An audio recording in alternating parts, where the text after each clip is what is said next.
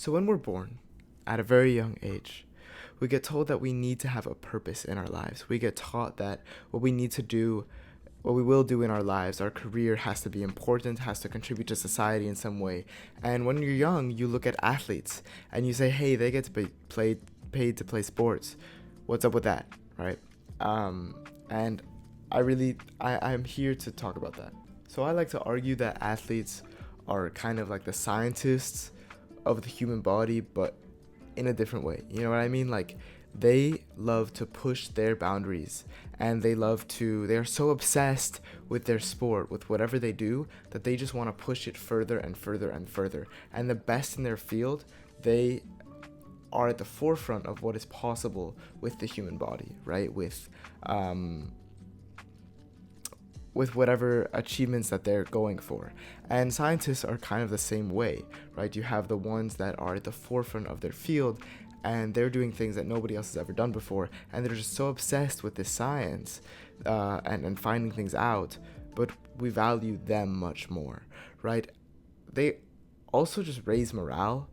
Like, imagine a public facing scientist that also you can like relate to and unite with, and doesn't have to be somebody with incredible education that you can never attain, right? You do the same things that they do every day, and you know it, and you can see it, right? Obviously, you do the same things that a scientist can do, but it's much harder to see that because it's not public facing, right? The essence of sport is public facing, and so therefore that morale is like boosting, right? It's really great to see somebody like you or like your team.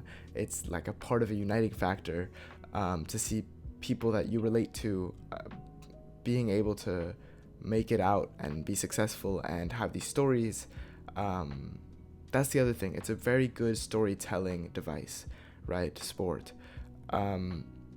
We are able to feel so much, and I think part of boosting morale is by allowing humans to reach the full human experience, by genuinely just experiencing more and different feelings that come back in whatever crazy comeback story you have. The one where we went, ooh, I want to talk, like exactly that's what I'm talking about. That's something that you don't get always outside of sports, and athletes make the game run. The other thing that I wanted to say was that, yeah, so the point of the science thing is that they help discover what's possible, and they popularize that also, as well as discover new perspectives, right? So what they will do is emphasize different things that we've already found. And for example, like, people keep running faster and faster miles. People keep winning. There's like a perfect baseball game every once in a while. People keep throwing faster in baseball. I know that we keep having like more goals scored year after year in some leagues in soccer. And I think all of these things are just symptoms that people are getting better and better at their sport, just like people are getting better and better at science. And now we have different tools that can help us get better faster. So get better at getting better within science and also within sports. Ultimately, I also think athletes are the same as are the same as artists in a lot of ways, because they also have so much self-expression in their craft, in their field, and they're able to manage it in a way that is just very similar to artistry, right? They're able to express themselves when they do something that they enjoy. And just like most artists, I think Picasso painted like 150,000 pieces. How many of those were successful, right? And how many are just valuable because the other ones were successful? And it's the same thing in especially baseball, where you have so many swings, and each of them can mean so little but also so much, right? Where like one painting can change somebody's life or just be something on a wall. It's the same thing with a baseball swing, right? I think Jackie Robinson, I forgot what the stats were, but also a very, very, very low success rate, right? And I think with sports you get so many analogies, and with so many athletes you get so many analogies, and the fact that they just have stories and they're real people, makes them interesting for other people to follow, and that in general just makes it very profitable for human beings to appreciate watching other people do sport and exploring their stories and seeing how they relate to them and seeing how that what they can change in their lives to be more like them if they would like to be, right?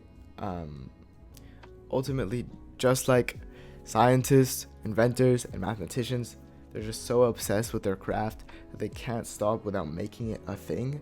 They can't stop without them becoming the thing and having to do it for the rest of their lives. And we made that a career.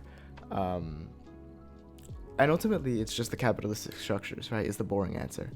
It's just that people will pay for it. And so there will be people who will do it. And because it's a viable career path, and even before it was, people did it, but people will do sports because of that.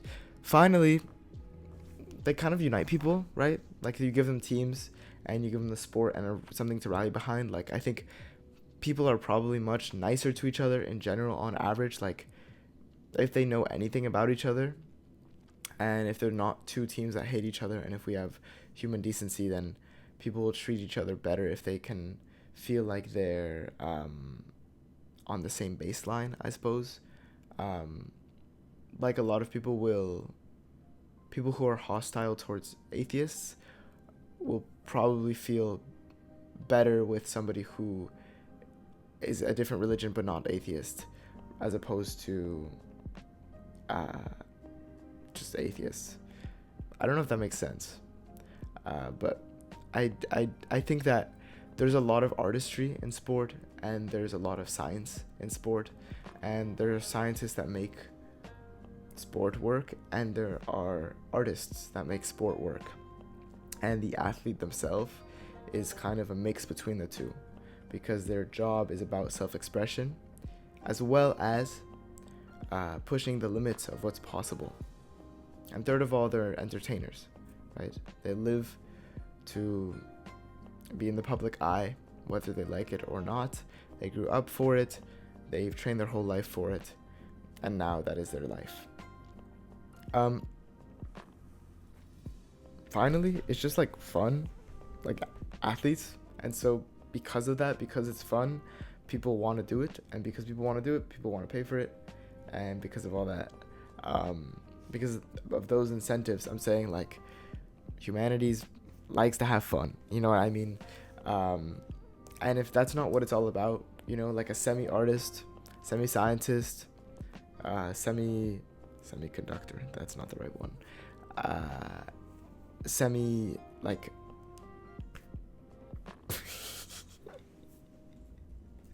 like I just don't know what life is about if it's not about having like a semi-artist, semi-scientist, like be able to express themselves in front of like many people and make a living off of it.